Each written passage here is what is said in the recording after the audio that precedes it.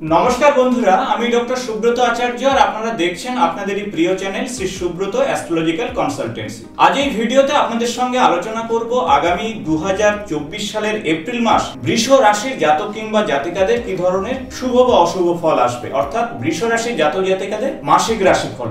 এই রাশিফল চন্দ্র রাশি সাপেক্ষে আপনারা দেখবেন, অর্থাৎ যাদের জন্মকুণ্ডলিতে চন্দ্রদেব বৃষ রাশিতে অবস্থান করছে তাদের জন্য এই ভিডিওটি ইনফরমেটিভ হতে চলেছে। এই ভিডিওতে আলোচনা করব আপনাদের শরীর স্বাস্থ্য, পড়াশোনা, প্রেম, বিবাহ, দাম্পত্য জীবন, সেই সাথে আপনাদের সন্তান, ভাগ্য, ক্যারিয়ার, ব্যবসা সংক্রান্ত বিষয়ে কতটুকু শুভ বা অশুভ ফল আসবে এবং ভিডিওর শেষে আলোচনা করব এই মাসে কি ধরনের উপায় বা টোটকা করলে আপনারা অত্যন্ত শুভ ফল পেতে পারেন। তাই ভিডিওটি ইনফরমেটিভ হতে চলেছে, ভিডিওটি শেষ পর্যন্ত আপনারা অবশ্যই দেখবেন। তবে তার আগে বলবো যারা চ্যানেলে নতুন তারা অবশ্যই চ্যানেলটি সাবস্ক্রাইব করে দেবেন, পাশে থাকা বেল বাটনটি প্রেস করবেন, ভিডিও ভালো লাগলে বন্ধুদের সঙ্গে অবশ্যই শেয়ার করবেন। এই মাসে গুরুত্বপূর্ণ তিনটি গ্রহের গোচরের পরিবর্তন ঘটবে। 14 এপ্রিল রবিদেব তার গোচরের পরিবর্তন ঘটিয়ে মেষ রাশিতে প্রবেশ করবে, অন্যদিকে শুক্র তার গোচরের পরিবর্তন ঘটিয়ে মেষ রাশিতে প্রবেশ করবে। কুম্ভ রাশি থেকে মঙ্গল কিন্তু গোচরের পরিবর্তন ঘটিয়ে মীন রাশিতে প্রবেশ করবে।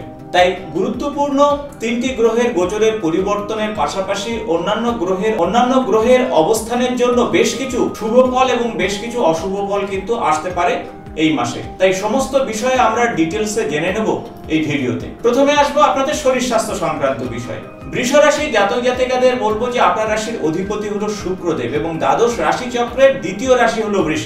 শুক্রদেব মাসের শুরু থেকেই কিন্তু অবস্থান করছে মীন রাশিতে, অর্থাৎ আপনার রাশির সাপেক্ষে একাদশ ভাবে, এবং শুক্রদেব এখানে তুঙ্গস্থ অবস্থায় থাকবে। তার সঙ্গে রাহু এবং রবিদেব অবস্থান করছে এবং আপনার রাশির অধিপতি শুক্রদেব পাশাপাশি ষষ্ঠ গৃহেরও অধিপতি শুক্রদেব। তাই শরীর স্বাস্থ্য সংক্রান্ত বিষয়ে মাসের শুরুতেই কিন্তু আপনাদের একটু সতর্ক থাকতে হবে, কারণ পুরানো রোগ ভোগ এই সময় কিন্তু আপনাকে সমস্যায় ফেলতে পারে। তাই ডাক্তারবাবুর পরামর্শ নিয়ে আপনারা পুরানো রোগ ভোগ থেকে অবশ্যই বেরিয়ে আসতে পারবেন।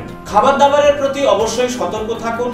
এই সময় কোলেস্টেরল, ট্রাইগ্লিসারাইডের সমস্যায় ভুগতে পারেন, তাই অযথা তেল মশলাযুক্ত খাদ্য গ্রহণ করবেন না।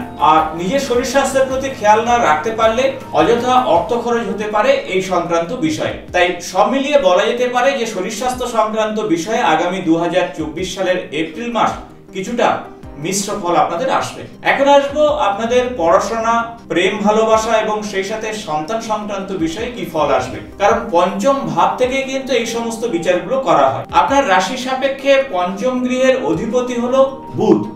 বুধে অবস্থান করছে কেতুদেব এবং সম্পূর্ণ মাস কিন্তু কেতু এখানেই অবস্থান করবে।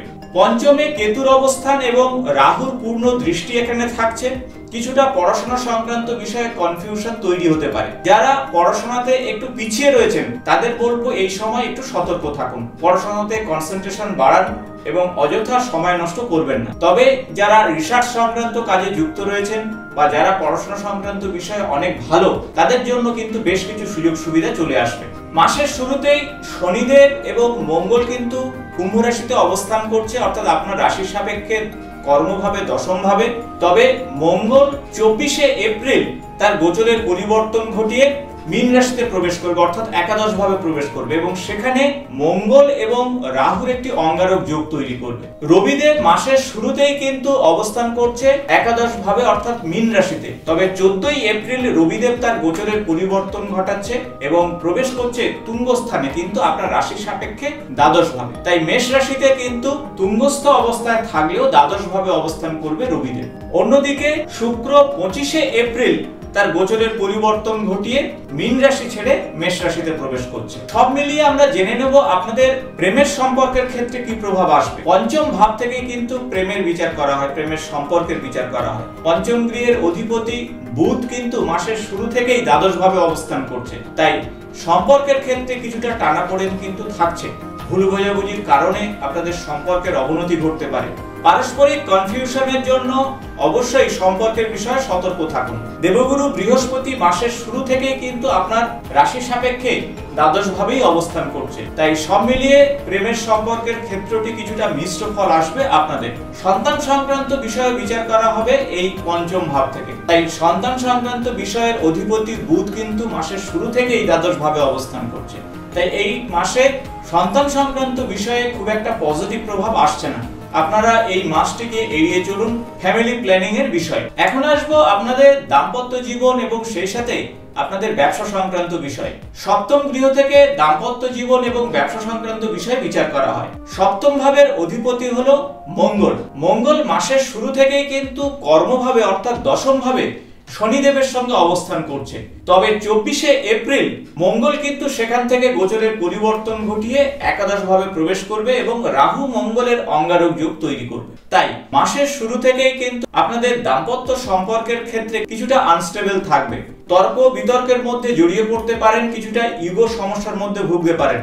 তাছাড়া আপনার জীবন সঙ্গী বা সঙ্গিনীর শরীর স্বাস্থ্য সংক্রান্ত বিষয়ে কিছুটা নেগেটিভ প্রভাব আসতে পারে এবং সেই সংক্রান্ত অর্থ খরচ হতে পারে। অন্যদিকে সপ্তম গৃহের অধিপতি মঙ্গল 24শে এপ্রিলের পরবর্তী সময়ে রাহু মঙ্গলের যোগ তৈরি করছে, অর্থাৎ অঙ্গারক যোগ তৈরি করছে একাদশ ভাবে গিয়ে। তাই এই সময়ে আপনাদের কোথাও যাওয়ার আগে অবশ্যই ভেবেচিন্তে আপনাদের এগোতে হবে। এই সময়ে রাস্তা পারাপার বা গাড়ি চালানোর বিষয়ে সতর্ক হতে হবে, কারণ অঙ্গারক যোগ জ্যোতিষ শাস্ত্রে খুব একটা শুভ বলে মনে করা হয় না। এখন আসবো আপনাদের ব্যবসা সংক্রান্ত বিষয়। সপ্তম ভাব থেকেই ব্যবসার বিচার করা হয়। সপ্তম গৃহের অধিপতি হলো মঙ্গল এবং এই মঙ্গল একাদশ ভাবে অবস্থান করছে। অন্যদিকে ব্যবসার কারক গ্রহ বুধ কিন্তু দ্বাদশ ভাবে অবস্থান করছে। তাই আপনারা যদি বিদেশে কোনো ব্যবসা করতে চান বা এক্সপোর্ট ইম্পোর্টের ব্যবসা করতে চান, সেক্ষেত্রে কিন্তু সময়টি আপনাদের জন্য যথেষ্ট ভালো হচ্ছে। তবে এই সময় পার্টনারশিপ ব্যবসার বিষয়ে সতর্ক থাকুন। পার্টনারের সঙ্গে অর্থ ইনভেস্টের বিষয়ে অবশ্যই অভিজ্ঞ মানুষের পরামর্শ নেবেন, তা না হলে সমস্যায় পড়তে পারেন। আসবো অত্যন্ত গুরুত্বপূর্ণ দুটি বিষয়, তা হলো আপনাদের ভাগ্য এবং ক্যারিয়ার। নবম ভাব থেকে ভাগ্য এবং দশম ভাব থেকে ক্যারিয়ার সংক্রান্ত বিষয় বিচার করা হয়। নবম গৃহের অধিপতি শনিদেব মাসের শুরু থেকেই কিন্তু দশম ভাবে অর্থাৎ কর্মভাবে অবস্থান করছে। তবে সেখানে মঙ্গলের সঙ্গে গোচর করছে। মঙ্গল এখান থেকে আগামী 24শে এপ্রিল 2024 গোচরের পরিবর্তন ঘটিয়ে একাদশ ভাবে প্রবেশ করবে, অর্থাৎ মীন রাশিতে। তাই ভাগ্য সংক্রান্ত বিষয়ে আপনারা যথেষ্ট পজিটিভ রেজাল্ট পাবেন, কারণ শনিদেব মূল ত্রিকোণ রাশিতে অবস্থান করছে। একটু পরিশ্রম বাড়লেও ভাগ্যের উদয় ঘটবে আপনাদের। শনি মঙ্গল একই সঙ্গে থাকার জন্য কিছুটা মতভেদ তৈরি হলেও আপনারা খুব শান্ত মনে প্রতিটি কাজ করতে পারলে সেই কাজে সফলতা পাবেন। এখন আসবো ক্যারিয়ার সংক্রান্ত বিষয়। দশম গৃহের অধিপতি দশম ভাবে অবস্থান করছে এবং সম্পূর্ণ মাস শনিদেব এখানেই থাকছে। তাই কর্মক্ষেত্রে লেগে থাকলে আপনারা উন্নতি করবেন, তবে ইললিগাল কোনো কাজের মধ্যে না জড়ালে আপনাদের জন্য যথেষ্ট ভালো ফল আসবে। তবে এই সময় শেয়ার মার্কেটে যারা অর্থ ইনভেস্ট করতে চাইছেন তারা খুব ভেবেচিন্তে করুন, কারণ শেয়ার মার্কেট অত্যন্ত ওঠানামা করতে পারে আপনার রাশি সাপেক্ষে। তাই অভিজ্ঞ মানুষের পরামর্শ ছাড়া যদি শেয়ার মার্কেটে ইনভেস্ট করেন তাহলে সেই অর্থ ফেরত নাও পেতে পারেন। তাই সব মিলিয়ে বলা যেতে পারে 2024 সালের এপ্রিল মাস আপনাদের ক্ষেত্রে কিছুটা মিশ্র ফল নিয়ে আসবে। এখন আসবো কি ধরনের উপায় বা টোটকা আপনারা করবেন। এই মাসে আপনারা অবশ্যই ভগবান বিষ্ণু এবং মা লক্ষ্মীর পূজা অর্চনা করুন। তুলসী গাছের গোড়াতে প্রদীপ নিবেদন করুন, সেই সাথে ওম নমো ভগবতে বাসুদেবায় এই বিশেষ মন্ত্র 108 বার করে জপ করুন, অত্যন্ত শুভ ফল পাবেন। তাছাড়া আপনাদের জন্য বলবো এই সময় প্রতি বৃহস্পতিবার করে জলের মধ্যে 1 চিমটে হলুদ দিয়ে সেই জল দিয়ে স্নান করুন, অত্যন্ত শুভ ফল পাবেন। সাদা বস্তু দান করুন, তাহলেও আপনারা অত্যন্ত শুভ ফল পাবেন। আশা করব ভিডিওটি ইনফরমেটিভ হয়েছে, ভালো লাগলে বন্ধুদের সঙ্গে শেয়ার করবেন। আগামী জ্যোতিষ সংক্রান্ত ভিডিওতে আপনাদের সঙ্গে দেখা হবে। আজ এই পর্যন্ত, নমস্কার।